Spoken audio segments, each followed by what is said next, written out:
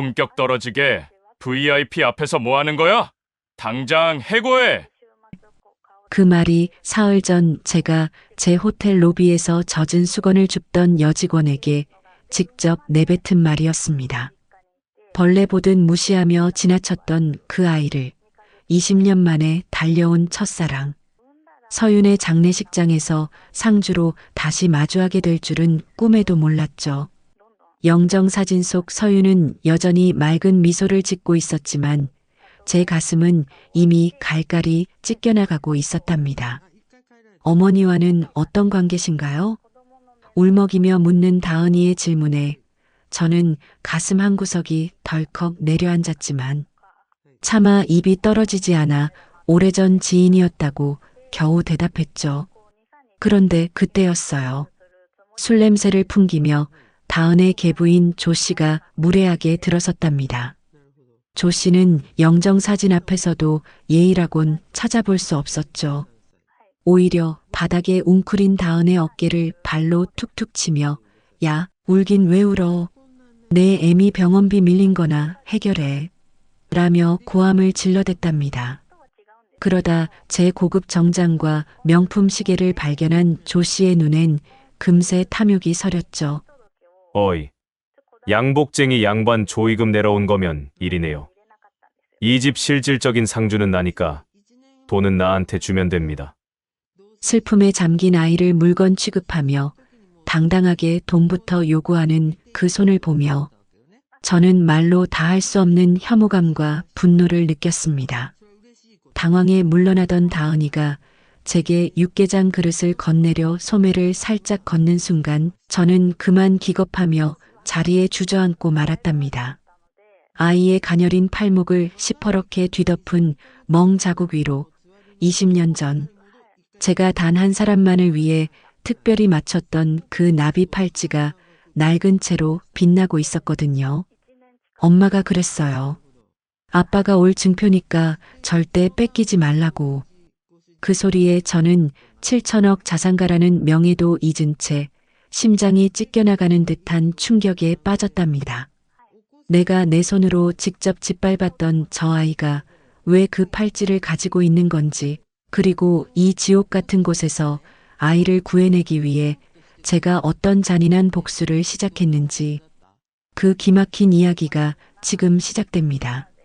사연 시작 전 구독과 좋아요 한 번만 눌러주시고 여러분이 지금 어디서 이 이야기를 듣고 계신지도 댓글로 남겨주시면 정말 반갑게 인사드리고 싶습니다.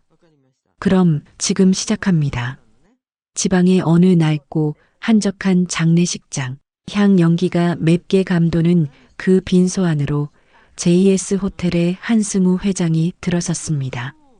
20년 전 제 목숨보다 사랑했지만 집안의 서슬, 퍼런 칼날로부터 지키기 위해 제 손으로 직접 밀어내야 했던 첫사랑 서윤. 그녀가 이제는 차가운 영정사진 속에서 말없이 그를 맞이하고 있었죠. 저는 속으로 서윤아, 내가 죽을 죄를 지었어라며 피눈물을 삼켰답니다. 그런데 영정 앞에 무릎을 꿇으려던 승우. 회장은 옆에서 조문객을 맞이하던 상주와 눈이 마주친 순간 그만 자리에 얼어붙고 말았습니다. 그 상주가 바로 불과 사흘 전 제 호텔 로비에서 격이 떨어진다며 모질게 독서를 내뱉고 해고했던 세탁실 직원 다은이었거든요. 당시 승우 회장은 바닥에 쏟아진 젖은 수건을 주우며 울먹이던 다은을 향해 하청업체 수준하고는 당장 내쫓아라며 차갑게 돌아섰었답니다. 그런데 그 모질게 짓밟았던 아이가 자신의 전부였던 서윤의 상주로 앉아 있었으니 제 심장이 갈갈이 찢기는 기분이었죠. 사실 승우 회장에게는 20년 전에 비극적인 비밀이 하나 있었답니다. 당시 그의 아버지는 서윤의 임신. 사실을 알고는 아이와 여자 중 누구를 먼저 죽여줄까라며 승우를 압박했었거든요. 결국 승우는 그녀들을 살리기 위해 악마가 되기로 결심했던 겁니다. 아버지 앞에서 내 손으로 지우겠다고 절규하며 서윤을 버리는 연기를 했고 몰래 거액을 챙겨주며 그녀를 피신시켰던 것이죠. 저는 그 돈으로 서윤과 아이가 어딘가에서 풍족하게 살고 있을 거라고 굳게 믿어왔었답니다. 하지만 눈앞의 현실은 지독한 가난과 폭력의 냄새만 가득했죠. 다은은 승우 회장이 누군지도 모른 채 붉게 충혈된 눈으로 육개장 한 그릇을 받쳐들고 다가왔습니다. 조문 와주셔서 감사합니다. 시장하실 텐데 이것 좀 드세요. 라며 힘겹게 말을 건넸죠. 그런데 다은이 그릇을 건네려 소매를 살짝 걷어올린 순간 승우 회장은 그만 기겁할 수밖에 없었답니다. 다은의 하얀 팔목을 시퍼렇게 뒤덮은 멍 자국들이 선명하게 드러났거든요. 그건 단순히 어디 부딪힌 흔적이 아니라 누군가에게 상습적으로 폭행당한 처참한 흔적이었죠. 무엇보다 승우 회장의 시선을 송두리째 빼앗은 건 그 멍 자국 위로 빛나던 낡은 나비 팔찌였답니다. 코팅이 다 벗겨져 얼핏 보면 싸구려 장난감처럼 보였지만 승우 회장은 한눈에 알아볼 수 있었죠. 그건 20년 전 제가 특별 제작해서 갓 태어난 딸의 손목에 직접 채워주었던 세상에 단 하나뿐인 백금 팔찌였으니까요. 이 팔찌가 내가 이걸 왜 가지고 있니? 승우 회장의 목소리는 짐승의 신음처럼 낮게 갈라졌습니다. 그러자 다은은 팔찌를 빼앗길까봐 겁에 질려 소매를 다급히 내리며 눈물을 뚝뚝 흘리더군요. 우리 엄마가 그러셨어요. 아빠가 언젠가 꼭 데리러 올 거라고. 절대 뺏기지 말라고 하신 보물이에요. 아무리 맞고 굶어도 이건 안 팔았어요. 아빠가 올 증표니까요. 그 말을 듣는 순간 저는 장례식장 바닥으로 그대로 고꾸라지고 말았답니다. 자신이 천박하다며 조롱하고 해고했던 그 아이가 지옥 같은 20년을 견디며 오직 저만을 기다려온 친딸이라는 사실이 비수처럼 가슴을 찔렀거든요. 저는 제 가슴을 쥐어뜯으며 짐승처럼 울부짖었답니다. 딸이 겪었을 고통과 제 오만함에 대한 처절한 참회의 눈물이 빈소를 가득 채웠죠. 승우 회장은 장례식장 바닥에 주저앉은 채 한참을 오열하며 정신을 차리지 못했답니다. 자신이 천박하다며 내쫓았던 아이가 실은 20년 동안 자신을 그리워하며 버텨온 핏줄이었다는 사실에 가슴이 갈갈이 찢겨나갔죠.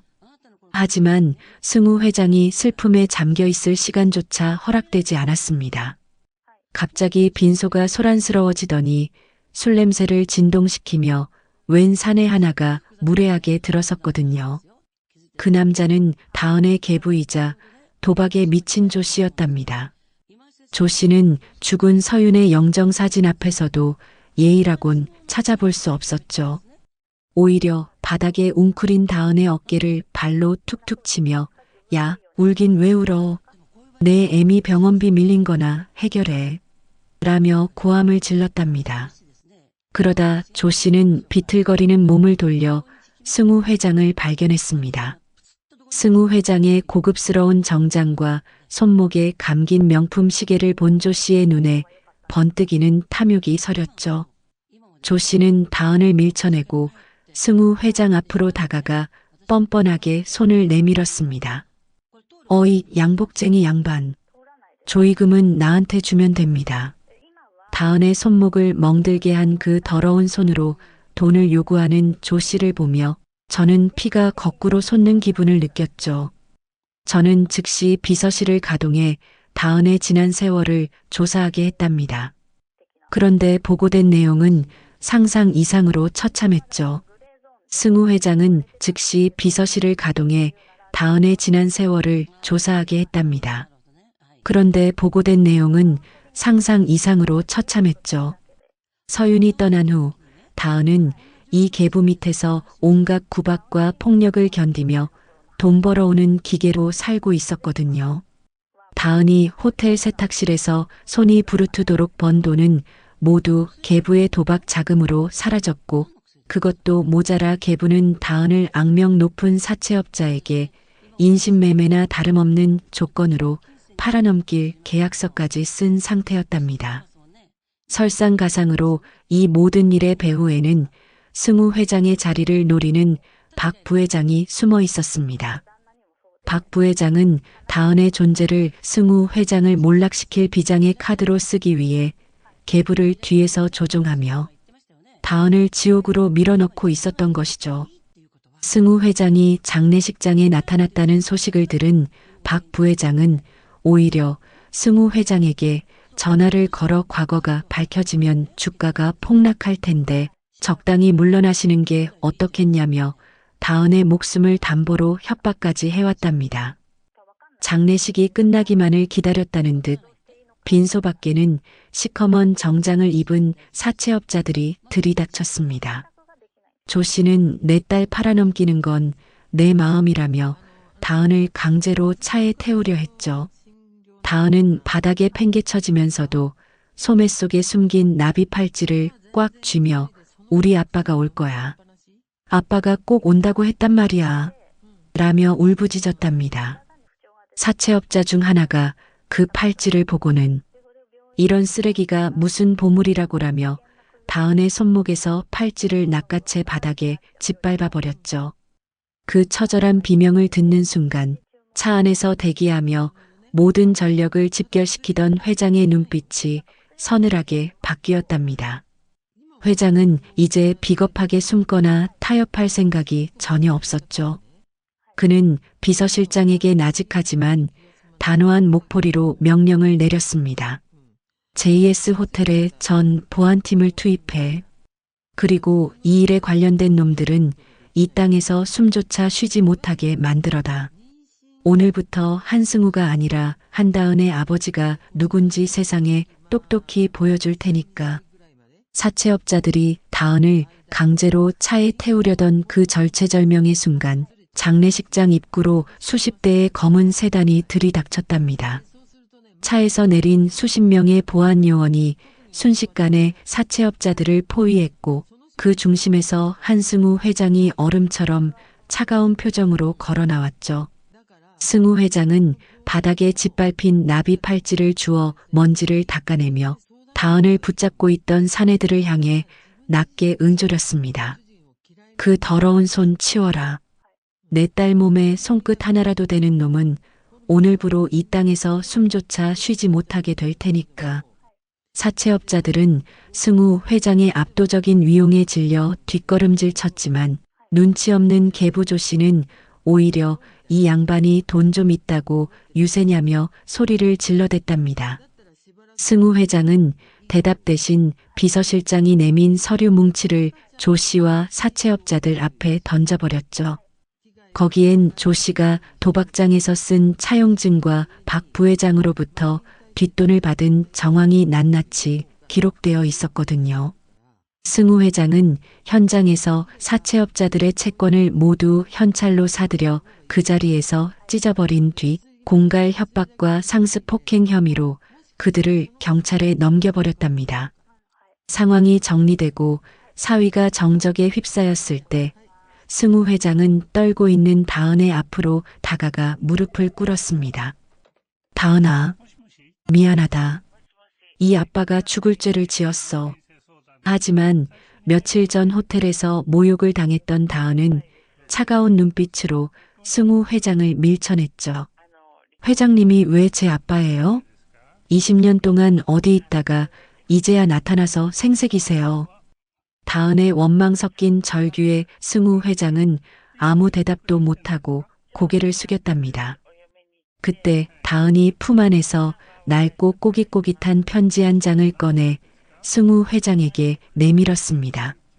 엄마가 그랬어요. 혹시라도 아빠라는 사람이 찾아오면 원망하지 말고 이걸 꼭 전해달라고요. 떨리는 손으로 편지를 펼친 승우 회장은 첫 문장을 읽자마자 숨이 막히는 것 같았죠. 승우 씨, 당신은 죄가 없어요. 지옥 같은 내 삶에서 당신은 유일한 빛이었답니다. 우리 딸 다은이를 보면 꼭 전해주세요. 아빠는 너를 정말 사랑해서 떠난 거라고. 당신을 원망하며 살기엔 우리 사랑이 너무나 아까웠거든요. 피 묻은 편지 속에 담긴 서윤의 진심. 어린 용서를 확인한 승우 회장은 짐승처럼 오열하며 다은의 손을 붙잡았답니다.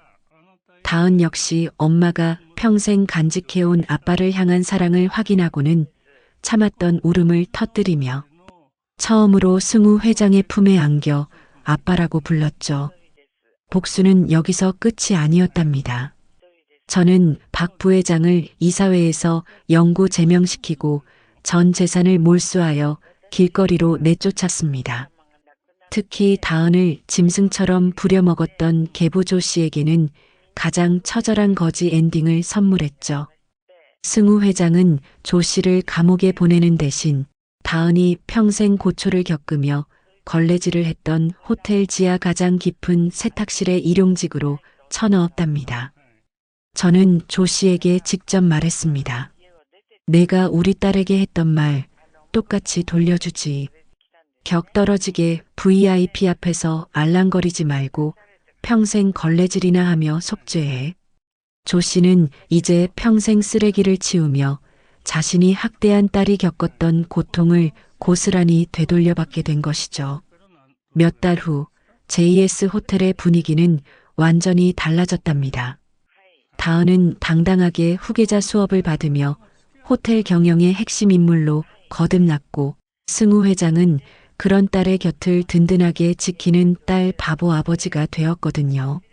승우 회장은 다은의 손목에 찌그러진 나비, 팔찌 대신 JS 가문의 인장이 화려하게 박힌 다이아몬드 팔찌를 직접 채워주며 미안함과 사랑을 전했답니다. 두 사람은 꽃이 만발한 서윤의 산소를 찾아가 뒤늦은 참회의 인사를 건넸습니다. 승우 회장은 서윤아, 이제 걱정 마라. 내가 우리 딸 목숨 걸고 지킬게라며 다짐했고 다은은 비로소 아빠의 손을 꼭 잡으며 환하게 웃어 보였죠. 20년의 세월을 돌아 비로소 완성된 이 가족의 이야기는 진심, 어린 속죄와 용서가 어떤 기적을 만드는지를 보여주며 따뜻한 감동으로 마무리되었답니다. 여러분, 오늘 이야기 어떻게 들으셨나요? 20년이라는 긴 세월을 돌아 비로소 마주잡은 아버지와 딸의 손, 그리고 하늘에서 이들을 지켜봤을 첫사랑 서윤 씨의 편지까지. 저도 대본을 읽는 내내 눈시울이 붉어져 혼났답니다. 만약 여러분이 다은이었다면 뒤늦게 나타나 모든 것을 보상해주겠다는 아버지를 용서하실 수 있으신가요? 아니면 20년의 세월은 너무 길다고 생각하시나요? 여러분의 소중한 생각을 댓글로 들려주세요. 여러분의 댓글 하나하나가 저에게는 큰 힘이 된답니다. 형님, 이제 제 세상입니다. 이 자리는 처음부터 제 것이었어요. 수조원의 자산을 거느린 한성그룹 최성규 회장은 하나뿐인 친동생의 비열한 웃음과 함께 벼랑 끝에서 차가운 바다로 던져졌습니다. 하지만 하늘은 그를 버리지 않았죠. 12살 지게꾼 소년 헤라미의 손에 의해 기적처럼 목숨을 건진 회장님. 하지만 그는 동생의 추격을 피하려 노숙자 행세를 하며 자신을 구해준 소년을 의심하며 감시하기 시작했습니다. 그런데 말입니다. 매일 밤 칠흑 같은 어둠 속에서 홀로 절벽을 기어오르는 소년의 기이한 행동을 목격한 순간 회장님은 그만 흙바닥에 주저앉아 가슴을 부여잡고 오열하고 말았답니다. 소년의 고사리 같은 손엔 보물도 돈도 들려있지 않았습니다. 대체 무엇을 위해 이 어린 소년은 자신의 생살이 찢겨나가는 고통을 참으며 처절한 사투를 벌이고 있었던 걸까요? 앞이 보이지 않는 할머니의 손끝에서 30년 전 멈췄어야 할 은시계가 다시 째깍 소리를 내며 태엽을 감기 시작한 순간 배신자 동생을 향한 피의 심판은 이미 시작되고 있었습니다. 천벌보다 무서운 12살 소년의 보은, 그리고 30년을 돌아온 은혜의 기적. 그 소름 돋는 반전의 전말을 지금 바로 공개합니다. 사연 시작 전 구독과 좋아요 한 번만 눌러주시고 여러분이 지금 어디서 이 이야기를 듣고 계신지도 댓글로 남겨주시면 정말 반갑게 인사드리고 싶습니다. 그럼 지금 시작합니다. 비바람이 몰아치는 남해의 절벽 끝은 그야말로 지옥이나 다름없었습니다. 칠흑 같은 어둠 속에서 번개가 번쩍일 때마다 깎아지른 듯한 바위 틈에 위태롭게 매달린 한 남자의 실루엣이 드러나곤 했죠. 바로 한성그룹의 창업주 최성규 회장이었습니다. 하지만 지금 그의 모습에선 수조원을 움직이는 재벌 회장의 위엄 따위는 찾아볼 수 없었답니다. 밧줄에 꽁꽁 묶인 채 신음하던 그의 앞에는 세상에서 가장 믿었던 존재이자 하나뿐인 친동생 최준호가 서 있었으니까요. 준호의 입가에는 비열한 웃음이 걸려 있었습니다. 그는 형의 손목에 채워진 수억 원짜리 명품 시계를 보더니 마치 벌레를 보듯 차갑게 낚아채 바다로 던져버렸습니다. 형님, 이 화려한 껍데기도 이제 끝이네요. 저 세상에선 돈 걱정 말고 편히 쉬쇼. 형수님하고 조카 걱정은 말고 내가 아주 잘 돌봐줄 테니까. 준호는 형의 부귀영화를 상징하던 그 시계를 바다에 던져버림으로써 형의 인생이 끝났다고 확신했답니다. 하지만 준호는 꿈에도 몰랐을 겁니다. 형의 진짜 영혼이 담긴 물건은 지금 이 바다가 아니라 어느 낡은 흙집에 30년째 살아 숨쉬고 있다는 사실을 말이죠. 준호는 일말의 망설임도 없이 형을 벼랑 끝으로 밀어버리고는 어둠 속으로 사라졌답니다. 성규가 차가운 바다로 추락하려는 그 찰나 기적이 일어났습니다. 절벽 아래 자라난 끈질긴 소나무 가지가 그의 밧줄을 낚아챈 것이었죠. 성규는 그 소나무 끝에서 피를 토하는 심정으로 버텼습니다. 하지만 이때까지만 해도 성규는 상상조차 못했을 겁니다. 자신을 구하러 올 존재가 고작 12살짜리 꼬마 지게꾼일 줄은 말이죠. 그리고 이 만남이 30년 전 끊어졌던 운명의 실타래를 다시 잇게 될 줄은 더더욱 몰랐을 겁니다. 다음 날 새벽 태풍이 지나간 자리에 땔감을 구하러 산을 오르던 소년 해람이가 있었습니다. 해람이는 자기 몸집보다 2배는 큰 지게를 지고 빗물에 미끄러지면서도 꿋꿋이 길을 가고 있었죠. 그러다 절벽 끝에서 들려오는 가느다란 신음소리를 듣게 된 것이랍니다. 해람이는 망설이지 않았습니다. 밧줄 하나의 의지에 절벽을 내려간 소녀는 흙투성이가 된 성규를 발견하고는 제 몸보다 무거운 노인을 지게에 묶기 시작했답니다. 할아버지, 조금만 참으세요. 제가 꼭 살려드릴게요. 해람이의 작은 목소리가 성규의 귓가에 울렸습니다. 해람이는 미끄러운 지늘길을 기어 올라가며 무릎이 깨지고 손톱이 뒤집히는 고통 속에서도 지게를 놓지 않았죠. 성규는 희미해지는 의식 속에서 등을 타고 전해지는 소년의 뜨거운 땀방울과 거친 숨소리를 느꼈습니다.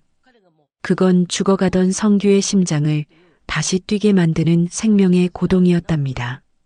하지만 성규는 이때까지도 몰랐습니다. 이 소년이 자신을 구하기 위해 앞으로 어떤 끔찍한 일을 자처하게 될지 말입니다. 해람이의 낡은 흙집에 도착했을 때 성규를 맞이한 것은 앞이 보이지 않는 옥분 할머니였습니다.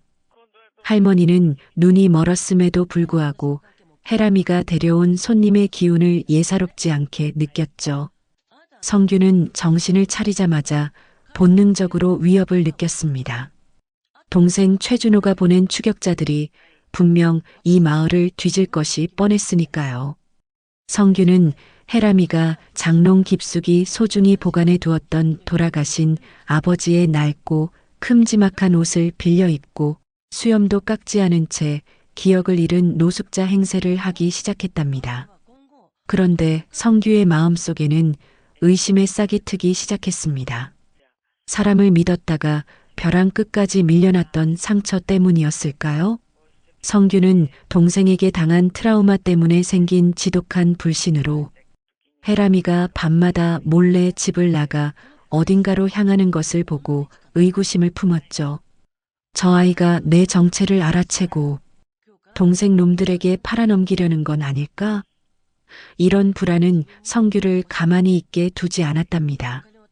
결국 성규는 노숙자 차림으로 밤눈을 피해 혜람이의 뒤를 밟기 시작했습니다.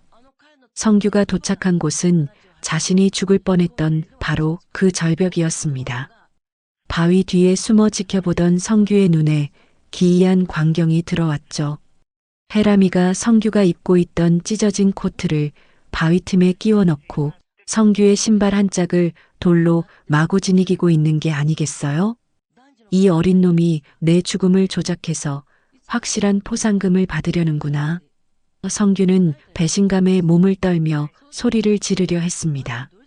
하지만 그 다음 순간 성규는 제 눈을 의심할 수밖에 없는 광경을 목격하고는 그 자리에 굳어버렸답니다. 혜람이가 날카로운 갯바위에 자신의 팔과 다리를 사정없이 긁어대기 시작한 것이었습니다. 소년의 입에서 짧은 비명이 터져나왔지만 혜람이는 멈추지 않았죠. 뚝뚝 떨어지는 붉은 피를 성규의 찢어진 옷자락과 바위 틈새에 정성스레 묻히기 시작했습니다. 혜람이는 울먹이며 혼잣말을 내뱉었습니다. 할아버지, 안 아파요. 할아버지만 살면 돼요. 바다에 빠졌는데 피가 한 방울도 없으면 그 나쁜 사람들이 금방 의심할 거야.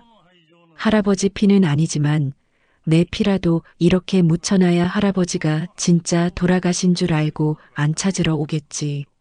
그 말을 듣는 순간 성규의 심장은 마치 벼락을 맞은 듯 멈춰버렸습니다. 소녀는 할아버지를 팔아넘기려던 것이 아니라 자신의 살을 깎고 피를 흘려가며 가짜 사고 현장을 만들고 있었던 것이죠. 추격자들이 들이닥쳤을 때 회장이 바위에 부딪혀 바다로 휩쓸려 갔다는 확신을 주기 위한 처절한 연극이었던 겁니다.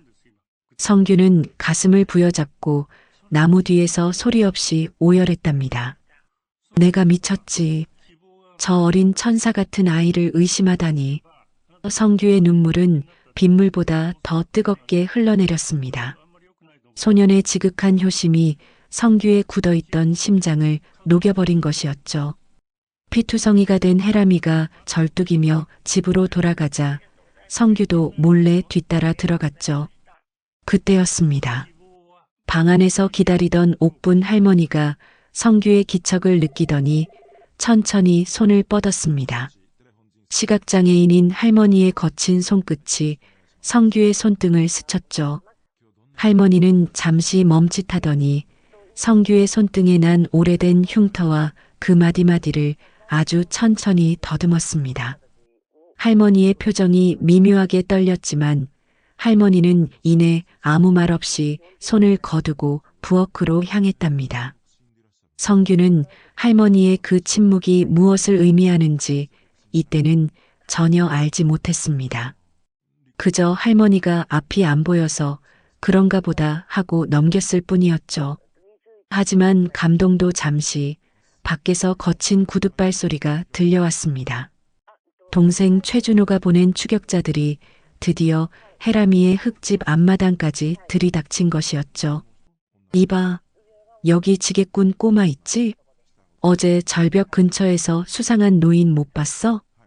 험악한 사내들의 목소리가 창호지를 뚫고 들어왔습니다.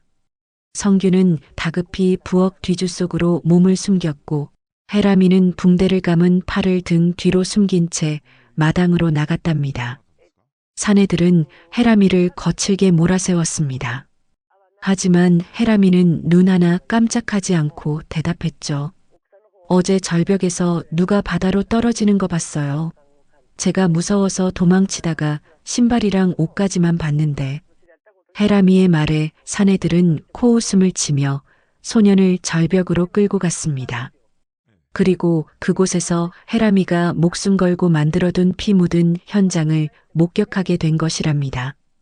날카로운 바위에 묻은 굳은 핏자국과 찢겨진 옷 조각을 본 사내들은 혀를 내둘렀습니다. 세상에 이 정도로 박살났으면 시체도 못 찾겠군. 사내들이 만족스러운 듯 철수하는 뒷모습을 보며 해람이는 안도의 한숨을 내쉬었습니다. 하지만 이게 끝이 아니었죠. 동생 최준호는 형의 죽음을 공식화하기 위해 더 거대한 음모를 준비하고 있었으니까요. 한편 흙집으로 돌아온 해람이를 맞이한 성규의 눈빛은 이전과는 완전히 달라져 있었습니다. 더 이상 도망치는 노인이 아니었죠. 복수를 위해 발톱을 숨긴 맹수의 눈빛이었습니다. 추격자들이 완전히 떠난 깊은 밤, 성규는 홀로 마루에 앉아 칠흑 같은 바다를 바라보고 있었습니다. 그때 부엌에서 무언가 보글보글 끓는 소리와 함께 30년 동안 성규가 단 한 번도 잊어본 적 없는 익숙한 냄새가 코끝을 찔렀습니다. 성규는 자신도 모르게 몸을 일으켜 부엌으로 향했죠. 그곳에는 옥분 할머니가 낡은 뚝배기를 앞에 두고 성규를 기다리고 있었답니다. 과연 할머니가 내민 그 국밥 한 그릇에는 어떤 비밀이 숨겨져 있을까요? 그리고 최성규 회장이 30년 전 이 집 할머니에게 맡겼던 진짜 영혼은 어떻게 그의 손으로 돌아오게 될까요? 이제부터 모두의 심장을 쫄깃하게 만들 최성규 회장의 처절하고도 위대한 반격이 시작됩니다.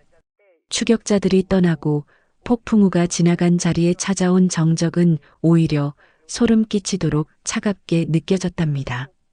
하지만 흙집 부엌에서 피어오르는 구수한 시래기 냄새만큼은 성규의 가슴을 한없이 일렁이게 했죠. 성규는 마치 무언가에 홀린 사람처럼 부엌 문을 열고 들어섰습니다.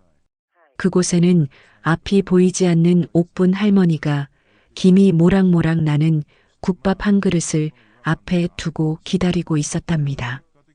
청년, 어서 앉으시게. 빗속에서 고생했을 텐데 속이라도 달래야 하지 않겠나?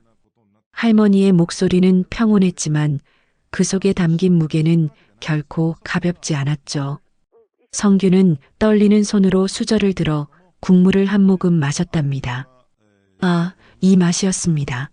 30년 전 재산을 날리고 한강물에 몸을 던지려던 자신을 붙잡아 안치고 투박한 손으로 건네주던 그 국밥의 맛과 한치의 오차도 없이 똑같았죠.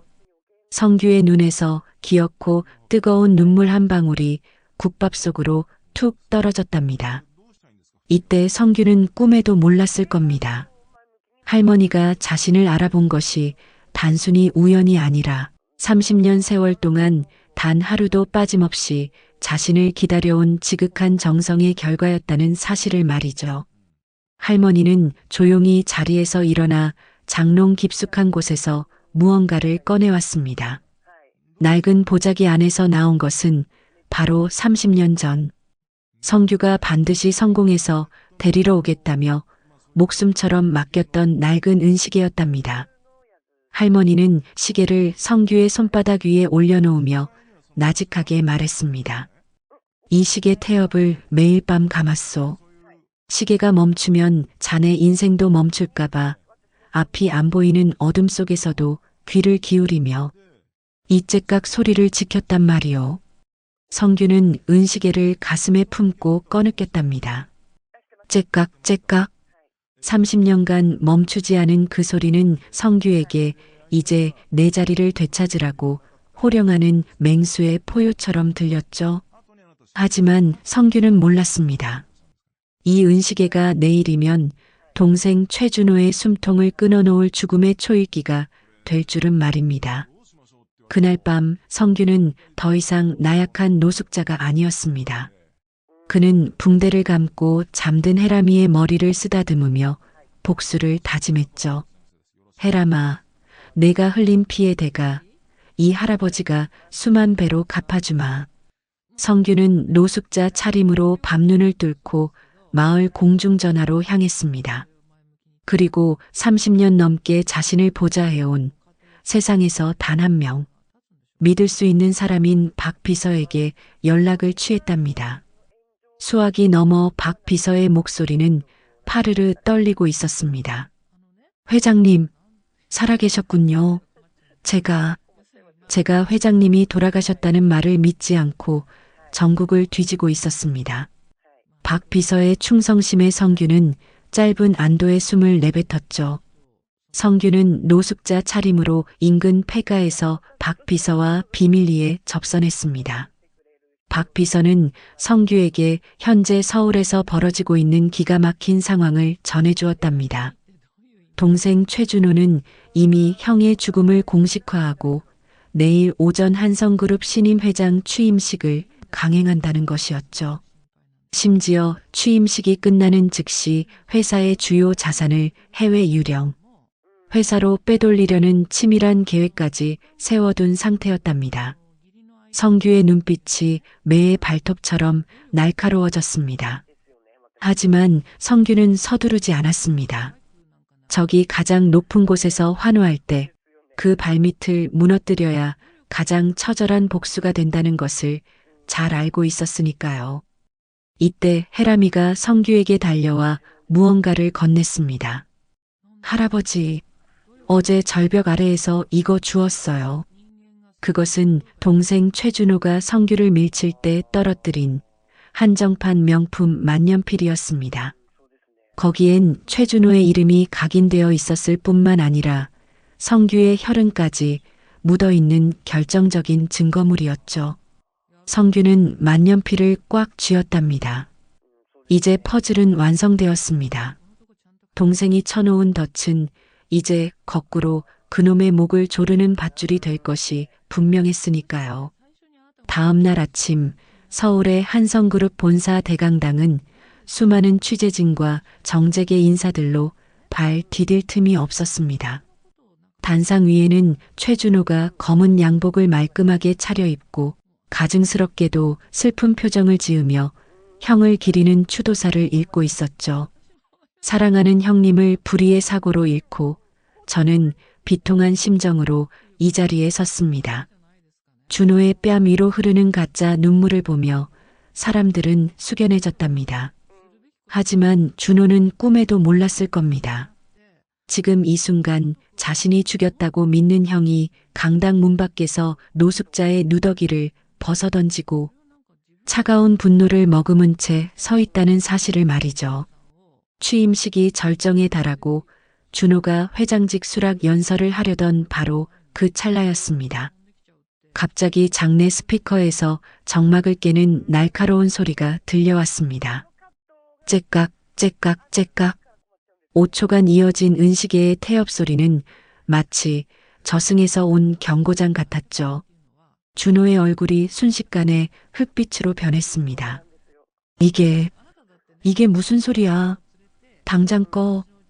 준호가 소리를 질렀지만 스피커에선 성규의 묵직한 목소리가 마치 유령처럼 강당 가득 울려 퍼졌답니다.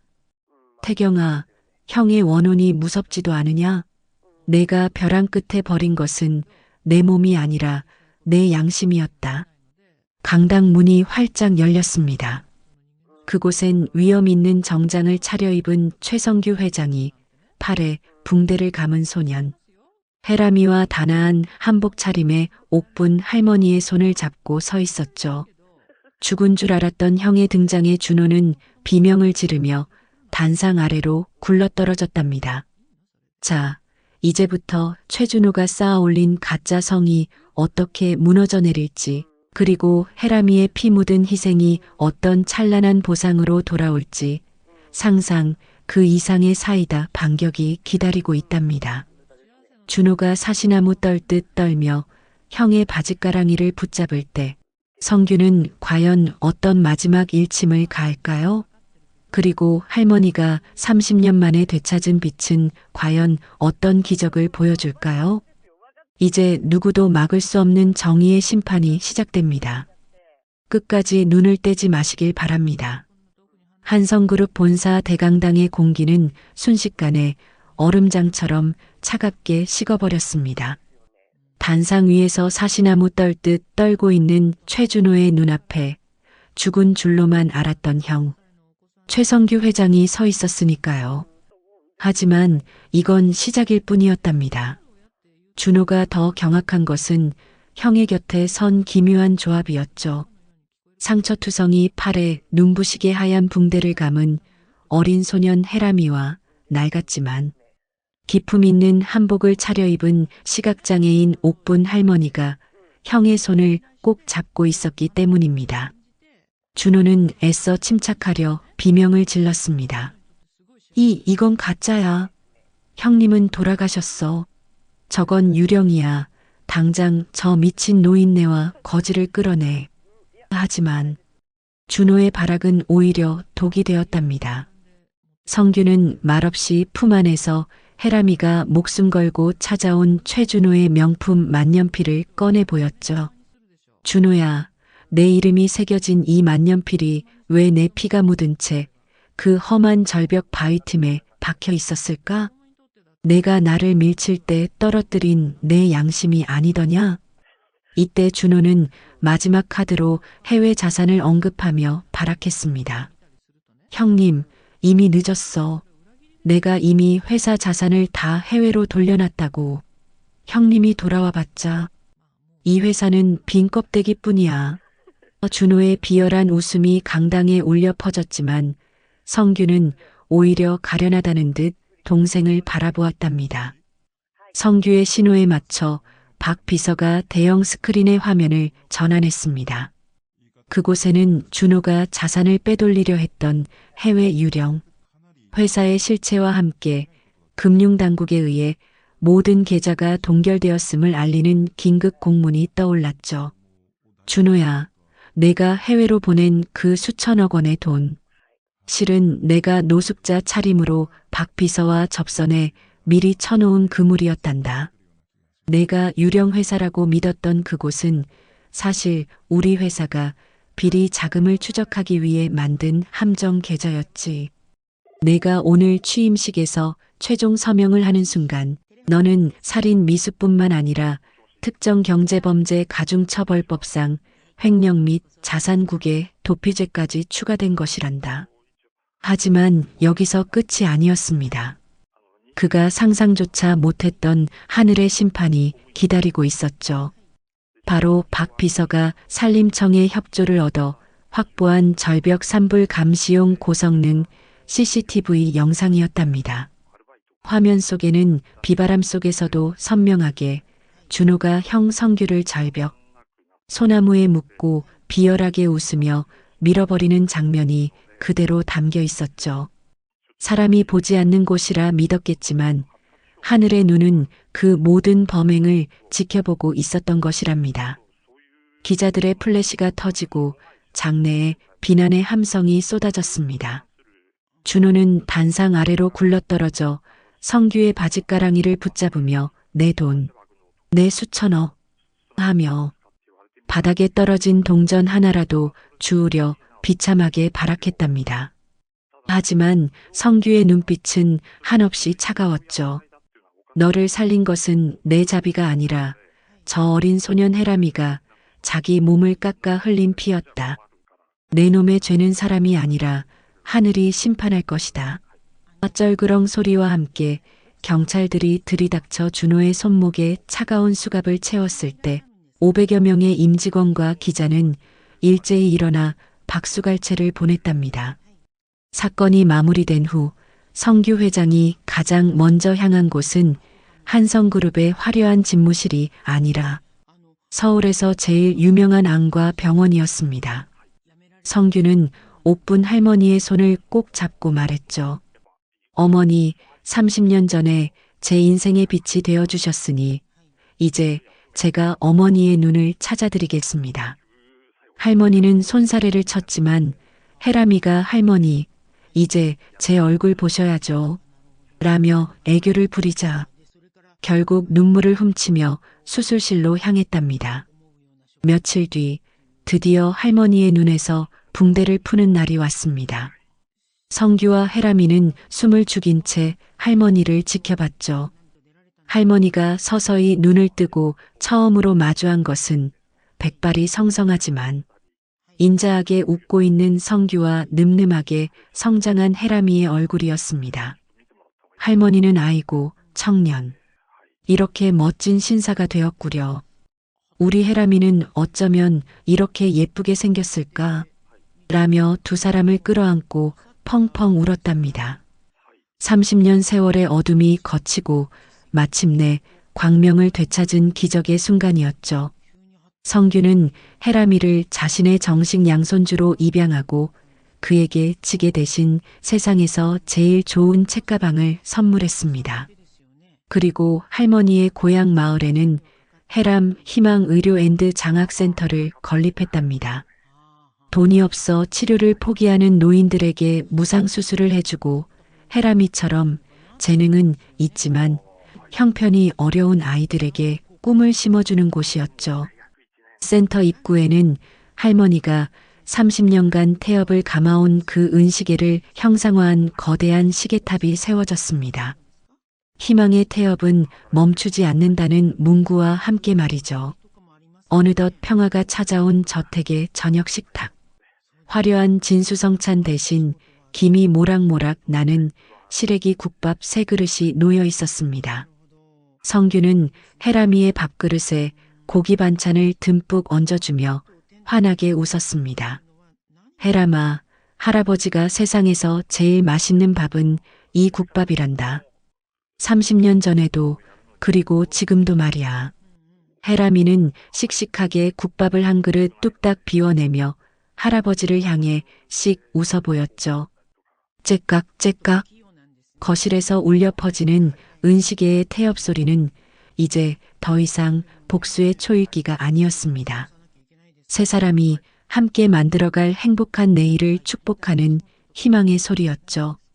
악한 자는 반드시 벌을 받고 선한 의지는 수만 배의 기적으로 돌아온다는 이 당연하고도 위대한 진리를 증명하며 지게꾼 소년과 회장님의 이야기는 그렇게 영원히 기억될 아름다운 전설로 마무리되었답니다.